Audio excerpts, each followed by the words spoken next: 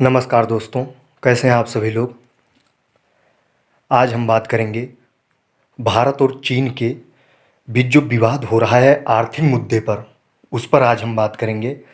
और ये जो अलग अलग सेक्टर से ये मांग उठ रही है कि इस प्रोडक्ट का बाईकॉट किया जाए, इस प्रोडक्ट का बाईकॉट किया जाए, तो आज हम देखेंगे कि ये कितना सही है, ये मांग क्या वाकई जायज़ है। और अगर ये कर भी दिया जाता है, ये मांग अगर पूरा कर दिया जाता है, तो इससे इंडिया के ऊपर क्या इम्पैक्ट पड़ेगा, इससे चाइना के ऊपर क्या इम्पैक्ट पड़ेगा, आज हम यही देखेंगे। आगे चलने से पहले बता दें, आप हमारे चैनल को शेयर करें, सब्सक्राइब करें, लाइक करें, कमेंट करें। सबसे पहले हम यही देख लेते हैं कि चाइना से भारत क्या क्या आयात करता है। और उससे भी पहले हम ये जान लेते हैं कि हमारा व्यापार संबंध कैसा है। आप अगर 2018 और 19 का डाटा लेकर देखें तो हमारा 53 बिलियन डॉलर का घाटा है किसके, चाइना के साथ। और ये 53 बिलियन डॉलर ये बहुत बड़ा अमाउंट हो जाता है। अगर आप कोविड-19 से तुलना करें तो जो पहले 21 दिन का लॉकडाउन किया गया था, उसमें एक दिन में 4.5 बिलियन डॉलर का घाटा होता था इंडिया का। तो आप उसी से तुलना कर लीजिए, ये 53 बिलियन डॉलर कितना बड़ा व्यापार घाटा है। और व्यापार घाटा वो होता है जैसे हम मान लीजिए किसी से 5 रुपए का सामान खरीदते हैं और वो हमसे 2 रुपए का सामान खरीदता है, इसका मतलब ये हुआ कि 3 रुपए का हमारा व्यापार घाटा उससे है। और जो एक ये भी प्रोग्राम अभी मोदी साहब के द्वारा बोला गया था, आत्मनिर्भर भारत की, आत्मनिर्भर भारत की कितना है। अब आप यही समझ लीजिए कि चाइना के ऊपर भारत कितना निर्भर है। वैसे आत्मनिर्भर भारत में ये कहा गया था लोकल टू वोकल, मतलब कि अपने प्रोडक्ट को आप बढ़ावा दें, अपने देश के बने हुए सामानों का यूज करें। यही उसका अगर मेन थीम देखा जाए आत्मनिर्भर भारत अभियान की, तो वो यही है। और उसमें एक ये नारा भी था लोकल टू वोकल, मतलब आप समझ गए कि जो भारत में सामान बन रहे हैं आप उनका यूज कीजिए, विदेशों का सामान ना यूज करिए। अब हम देखते हैं अलग अलग सेक्टर में चाइनीज़ कंपनी का कितना शेयर है। सबसे पहले हम देखते हैं स्मार्टफोन में। जैसे आपको पता होगा वीवो, ओप्पो, रेडमी, ये सब कहाँ के फ़ोन हैं, ये सब चाइना के हैं। और सबसे ज़्यादा यही यूज किए जा रहे हैं इस टाइम पर अगर देखा जाए इंडिया में। तो इसमें चाइनीज़ कंपनी का शेयर 72% है। 72% बहुत बड़ा अमाउंट हो जाता है। आप इस टाइम पर नोकिया का फ़ोन किसी को नहीं लेते हुए देखते हैं, क्योंकि जब ये मेक इन इंडिया प्रोग्राम शुरू किया गया था 2014 में, उसी टाइम पर ये सब कंपनियां उसी रास्ते से आ रही थी जिस रास्ते से नोकिया और मेट्रोला, कई कंपनियां इंडिया से बाहर जा रही थी।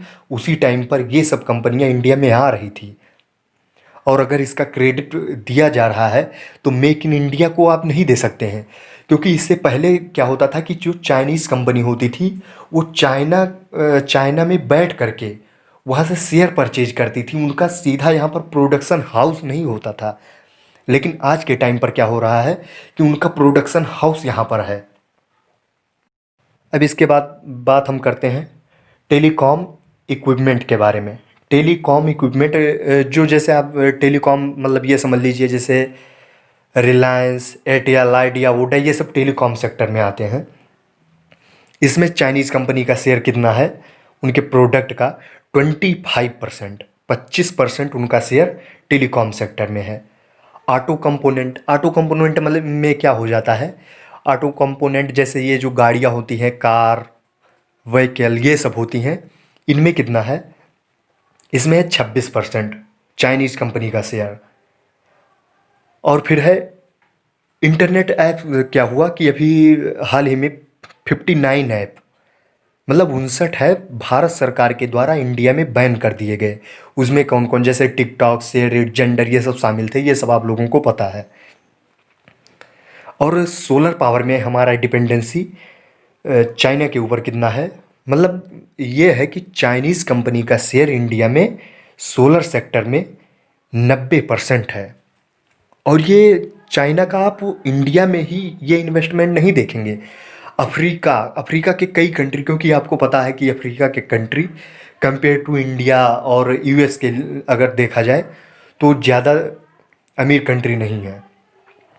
अफ्रीका के कंट्री हो गए, बांग्लादेश, भूटान, भूटान में उतना भी नहीं, लेकिन नेपाल, पाकिस्तान, बांग्लादेश, इन सब जगह पर चाइना का सोलर सेक्टर में और ये जो रोड कंस्ट्रक्शन होता है इसमें बहुत बड़ा शेयर है चाइना का।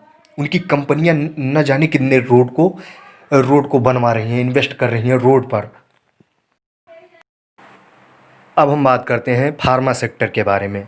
फार्मा सेक्टर में क्या है, चाइनीज़ प्रोडक्ट का शेयर हमारे इंडिया में 70% है। 70% के आसपास जो फार्मा सेक्टर है उसका निवेश, चाइना का निवेश इंडिया में है।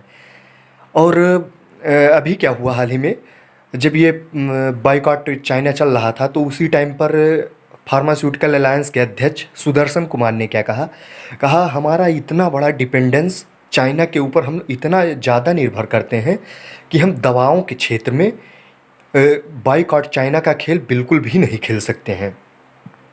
ऐसे आप सभी क्षेत्र में समझिए, क्योंकि सोलर वाले भी ऐसे कहने लगे कि हमारे यहाँ 90% का शेयर चाइनीज़ प्रोडक्ट का हमारे इंडिया में है, हम भी नहीं बाइकआउट कर सकते हैं। ये होगा, लेकिन ये धीरे धीरे टाइम लगेगा। अगर आप सोचें कि ये 1 साल में 2 साल में हो जाएगा, 1-2 साल में ये बिल्कुल भी नहीं हो सकता है। इसके लिए गवर्नमेंट को करना क्या चाहिए, गवर्नमेंट को अपने स्किल प्रोग्राम पर सबसे ज़्यादा इन्वेस्टमेंट करना चाहिए, अपने R&D, रिसर्च एंड डेवलपमेंट पर ज़्यादा फोकस करना चाहिए। इन सभी क्षेत्रों में अगर सरकार के द्वारा फोकस किया जाएगा तो ये 4-5 साल में संभव हो सकता है। लेकिन अगर ये ऐसा नहीं किया जा रहा है तो नहीं हो पाएगा, क्योंकि आप चाइना का अगर वहाँ लेबर मार्केट देखें और अगर इंडिया का लेबर मार्केट देखें, वहाँ सस्ते दामों पर मज़दूर मिल जाएंगे, लेकिन यहाँ पर इंडिया में उतने सस्ते दामों पर मज़दूर नहीं मिल पाएंगे। और अब दूसरा हम तुलना कर लेते हैं प्रोडक्शन की। वहाँ पर बहुत ज़्यादा प्रोडक्शन कर दिया जाता है, लेकिन इंडिया में क्या होता है, उतना ज़्यादा प्रोडक्शन नहीं हो पाता है। ना उतनी अच्छी टेक्नोलॉजी है, ना उतना अच्छा प्रोडक्शन हो पाएगा। जब टेक्नोलॉजी ही नहीं है तो प्रोडक्शन कहाँ से होगा। इसलिए यही एक्सपर्ट लोगों के द्वारा यही कहा जाता है कि ये जो डिपेंडेंसी है ये ख़त्म होगी, लेकिन ये धीरे धीरे ख़त्म होगी। अगर आप सोचें कि एकाएक ख़त्म कर दें तो नहीं हो पाएगा, क्योंकि आप हाइड्रोक्सीक्लोरोक्विन का नाम सुने होंगे। क्या हुआ था, इंडिया ने बहुत ज़्यादा एक्सपोर्ट किया था। अभी ज़्यादा से ज़्यादा 2 या 3 महीने हुए होंगे, मार्च की ये बात है, लगभग मार्च अप्रैल की। क्या हुआ था कि लोगों को ये लगने लगा था, कई लोगों ने बताया था कि हाइड्रोक्सीक्लोरोक्विन के द्वारा कोरोना का इलाज किया जा सकता है। लेकिन हाइड्रोक्सीक्लोरोक्विन का प्रोडक्शन इंडिया में सबसे ज़्यादा होता है, लेकिन उसका जो रॉ मटेरियल आता है जैसे API, एक्टिव फार्मास्यूटिकल इंग्रेडिएंट, ये हर दवाओं में पड़ता है, ये चाइना से ही इंपोर्ट किया जाता है। ऐसा नहीं कि ये इंडिया में होता है। इसीलिए यही कहा जाता है कि थोड़ा धैर्य से काम ले, दिमाग से काम ले तो सब कुछ सही होगा। और ये जो आत्मनिर्भर भारत का अभियान है, इसको सभी लोगों को अच्छे से समझना होगा। और ये तो जाहिर सी बात है कि लगभग 4 या 5 साल तो लगना ही लगना है। अगर एकाएक बाइकआउट कर देंगे तो बहुत ज़्यादा प्रॉब्लम होगी। जो सामान आज में कम दामों में मिल रहा है उसका प्राइस बहुत ज़्यादा हाइक हो जाएगा, ज़्यादा दामों पर मिलेगा। तो इसलिए भी आराम से, बहुत सोच समझ कर हमें चलना होगा और ऐसा कदम रखें कि जिससे हमारे देश के नागरिकों को उनका हित सुरक्षित किया जा सके। ऐसा ना हो कि हम जो सामान आज 10 रुपये में ख़रीदते हैं वही सामान हमें 50 रुपये में ख़रीदना पड़े, तो ये बहुत दिक्कत वाली बात हो जाएगी। क्योंकि इस टाइम पर आप देख लीजिए, कोरोना का टाइम चल रहा है, तो इसमें बहुत ज़्यादा लोगों का जॉब लॉस हुआ है। कई चीज़ें ऐसी हुई हैं जैसे इकोनॉमिक सेक्टर बहुत बुरी तरह से प्रभावित हुआ है। तो एकाएक आप निर्णय नहीं ले सकते हैं। अगर हाँ, लेकिन चाइना का अगर वो जो गलवान वैली का मामला है, आप उस फ्रंट पर निपटिए ना। जैसे आप ताइवान का मुद्दा उठाइए, तिब्बत का मुद्दा उठाइए, और कई मुद्दे हैं वो सब उठाइए। राजनीतिक मुद्दे से उनसे खेलिए। इस टाइम पर आप इस टाइम पर आर्थिक मामलों पर उससे नहीं भिड़ सकते हैं, धीरे धीरे भिड़ सकते हैं। बस आज का सेशन यहीं तक, आगे फिर बात होगी किसी दूसरे मुद्दे पर। जय हिंद।